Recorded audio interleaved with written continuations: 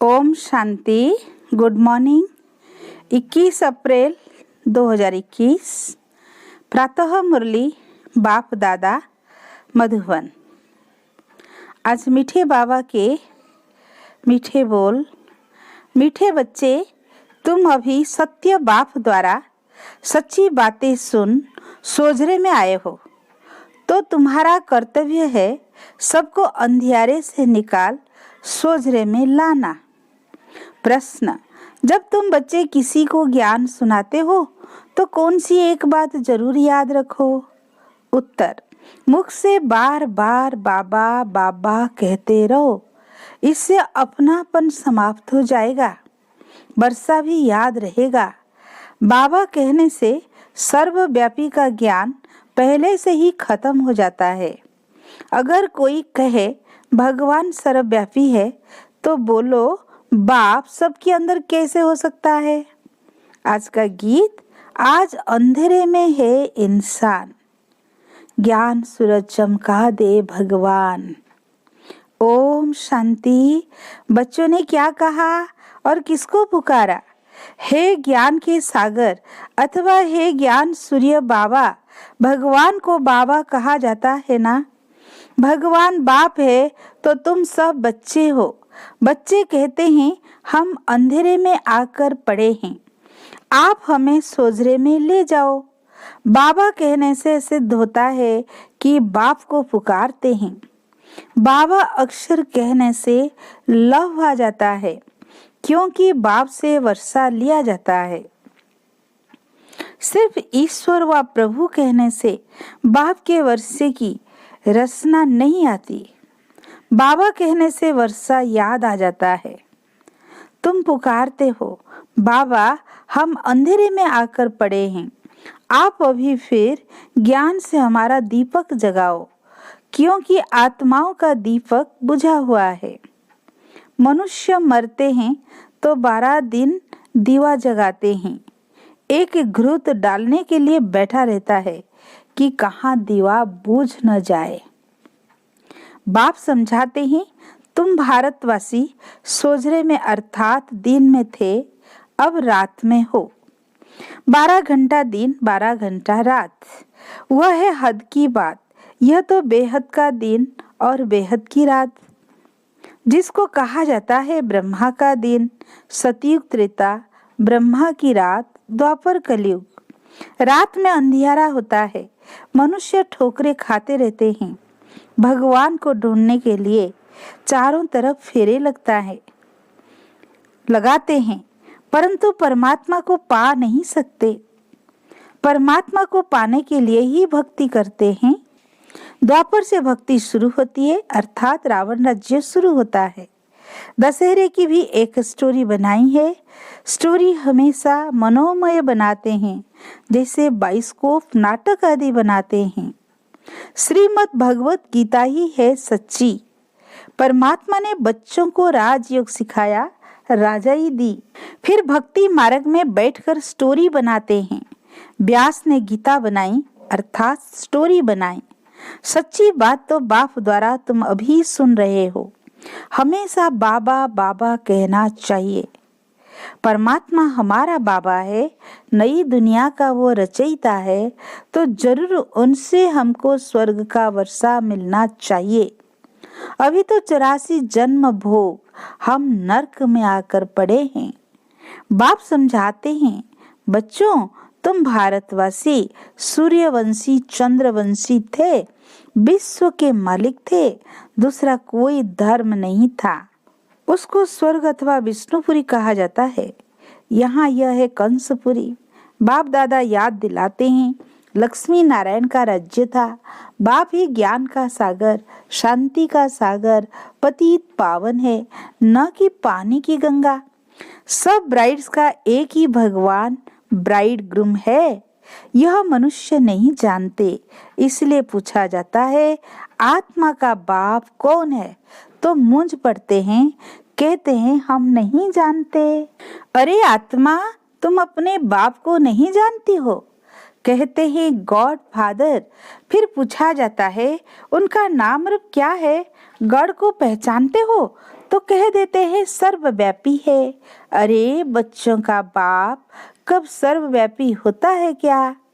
रावण के आसुरी मत पर कितने बेसमझ बन जाते हैं।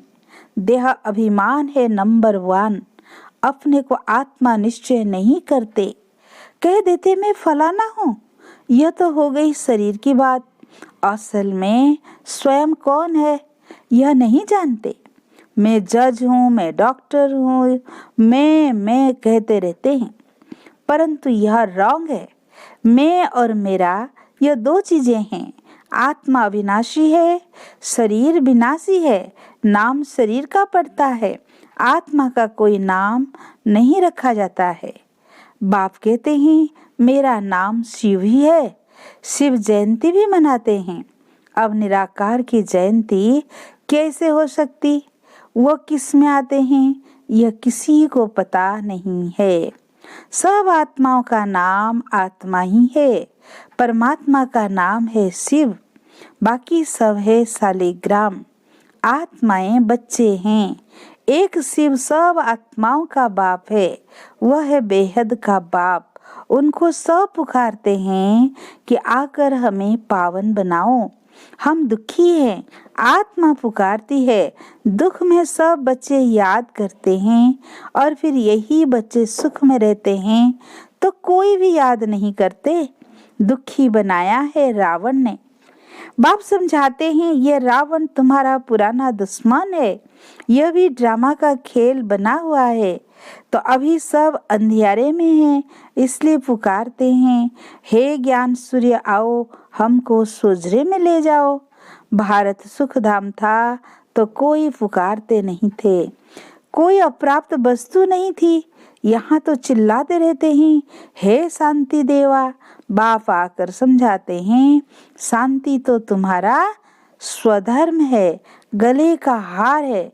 आत्मा शांति धाम की रहवासी है। शांति धाम से फिर सुख धाम में आती है। वहाँ तो सुख ही सुख है, तुमको चिल्लाना नहीं होता है। दुख में ही चिल्लाते हैं रहम करो, दुख हरता सुख करता बाबा आओ, शिव बाबा, मीठा बाबा फिर से आओ। आते जरूर हैं, तब तो शिव जयंती मनाते हैं। श्री कृष्ण है स्वर्ग का प्रिंस, उनकी भी जयंती मनाते हैं। परंतु कृष्ण कब आया यह किसी को पता नहीं। राधे कृष्ण ही स्वयंवर के बाद लक्ष्मी नारायण बनते हैं, यह कोई भी नहीं जानते। मनुष्य ही पुकारते रहते हैं ओ गॉड फादर, मर्सी अपन मी। अच्छा उनका नाम रूप क्या है? तो कह देते हैं वो तो नाम रूप से न्यारा। अरे तुम कहते हो ओ गॉड फादर, फिर नाम रूप से न्यारा कह देते हो। आकाश पोलार है, उनका भी नाम है आकाश। तुम कहते हो हम बाप के नाम रूप आदि को नहीं जानते। अच्छा अपने को जानते हो? हाँ हम आत्मा है। अच्छा आत्मा का नाम रूप बताओ।